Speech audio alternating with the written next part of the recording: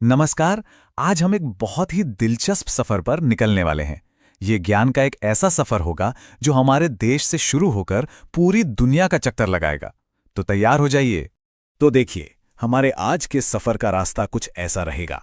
पहले बिहार पर एक नजर डालेंगे, फिर भारत से जुड़े कुछ जरूरी फैक्ट्स देखेंगे, उसके बाद एक छोटा सा वर्ल्ड टूर करेंगे और आखिर में जो सबसे जरूरी बातें हैं उन्हें समेटेंगे। तो चलिए, देर किस बात की, शुरुआत करते हैं हमारे पहले पड़ाव से, बिहार पर एक नजर। हाँ, तो जो भी जानकारी हम यहाँ देख रहे हैं वो इसी सोर्स मटेरियल से है और इसी के आधार पर बिहार से जुड़ा पहला सवाल ये रहा।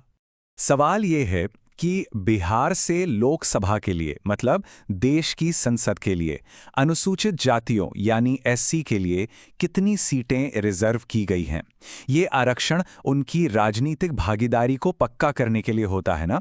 और इसका जवाब है 6। जी, बिहार से लोकसभा की कुल 6 सीटें अनुसूचित जातियों के लिए आरक्षित हैं। अच्छा, ये तो हुई लोकसभा की बात। अब अगर हम राज्य की, अपनी विधानसभा की बात करें तो वहां अनुसूचित जनजातियों यानी एसटी समुदाय के लिए कितनी सीटें रिजर्व्ड हैं? तो इसका जवाब है 2। बिहार विधानसभा में एसटी समुदाय के लिए 2 सीटें आरक्षित हैं। अब आते हैं बिहार के राजनीतिक इतिहास से जुड़े एक बहुत ही दिलचस्प सवाल पर। क्या किसी को अंदाजा है कि बिहार में अब तक कितनी बार राष्ट्रपति शासन, मतलब प्रेसिडेंट्स रूल लग चुका है? 8 बार। सोचिए, ये कोई छोटा मोटा आंकड़ा नहीं है। बिहार में 8 बार राष्ट्रपति शासन लगा है, जो दिखाता है कि राज्य ने कितने राजनीतिक उतार चढ़ाव देखे हैं जब केंद्र सरकार को सीधे कमान संभालनी पड़ी। चलिए अब इतिहास के पन्नों को पलटते हैं और एक बहुत बड़े मील के पत्थर की बात करते हैं। कौन थे बिहार के पहले दलित मुख्यमंत्री? उनका नाम था भोला पासवान शास्त्री। ये नाम बिहार के राजनीतिक और सामाजिक इतिहास में हमेशा याद रखा जाएगा। वाकई एक बहुत बड़ा और महत्वपूर्ण लम्हा था वो। तो ये तो थी बिहार की बात। अब जरा जूम आउट करते हैं और पूरे भारत से जुड़े कुछ जरूरी और इंटरेस्टिंग फैक्ट्स पर नजर डालते हैं। हमारे लोकतंत्र से जुड़ा एक बहुत ही बुनियादी सवाल। भारत में वोट डालने के लिए न्यूनतम उम्र यानी मिनिमम एज क्या है? जवाब है 18 साल। वैसे एक मजेदार बात यह है कि पहले ये उम्र 21 साल थी, बाद में इसे घटाकर 18 किया गया ताकि देश के ज्यादा से ज्यादा नौजवान इस लोकतांत्रिक प्रक्रिया का हिस्सा बन सके। चलिए अब थोड़ी देर के लिए राजनीति से हटकर भूगोल की दुनिया में चलते हैं। मशहूर मानस नेशनल पार्क ये भारत के किस राज्य में है? ये है असम में।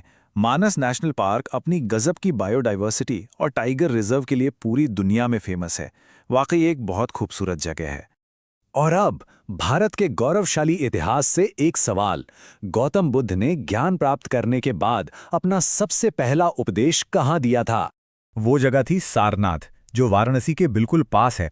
माना जाता है कि यहीं से धर्म चक्र की शुरुआत हुई थी। कितनी ऐतिहासिक जगह है ना? चलिए, तो भारत की यात्रा तो हो गई। अब पासपोर्ट निकाल लीजिए, क्योंकि अब हम निकल रहे हैं एक छोटे से वर्ल्ड टूर पर। इस टूर में हम देखेंगे कि दुनिया के कुछ बहुत जरूरी जो नेचुरल रिसोर्सेज हैं, उनके प्रोडक्शन में कौन से देश टॉप पर हैं।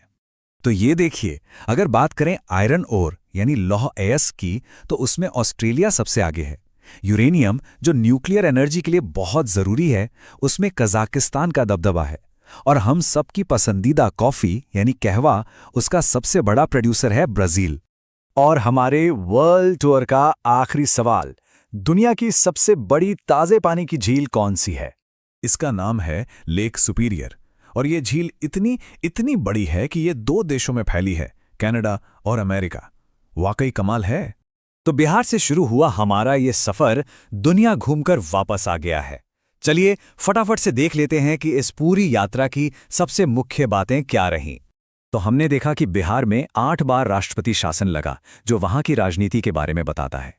फिर हमने जाना कि भारत में वोट डालने की उम्र 18 साल है, जो हमारे लोकतंत्र की नींव है। दुनिया की बात करें तो ब्राजील कॉफी का बादशाह है और लेक सुपीरियर ताजे पानी का सबसे बड़ा सोर्स है। तो राज्य की पॉलिटिक्स से लेकर दुनिया की ज्योग्राफी तक इतने सारे फैक्ट्स हमने देखे। अब सोचने वाली बात यह है कि इनमें से कौन सा फैक्ट ऐसा था जिसने सबसे ज्यादा हैरान किया या जिसके बारे में जानकर सबसे ज्यादा मजा आया।